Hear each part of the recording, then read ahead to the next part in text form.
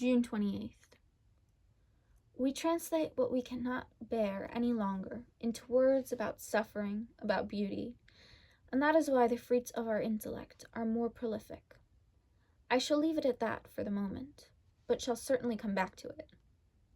Well, that was roughly as far as I had got in my bed last night, and then I lay there thinking about the telephone, yes, about the telephone.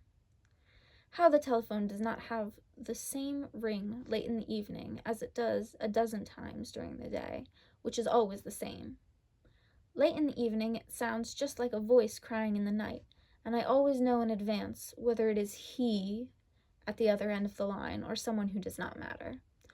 And barely had I done with these poetic musings about the telephone, which can resemble the familiar voice of a beloved person, clear and true, then there he was, ringing me up that late evening, at that precise moment.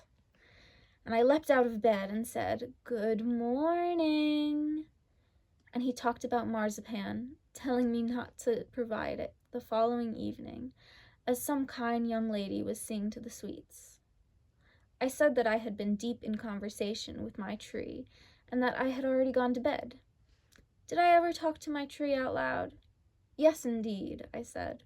One day that tree will write my biography.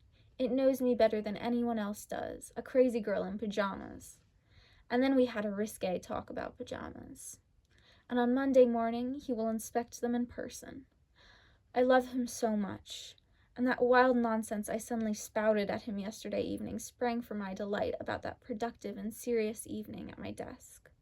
The more inner seriousness and concentration I have, the more fun and games I have left over for the outside, in a kind of insouciance that does not arise from thoughtlessness, but on the contrary from a feeling of inner seriousness and strength. Dancing, bright, white-crested waves, but beneath them hides the whole sea with all its deeps, and those are always there, after all. Isn't that what it's all about?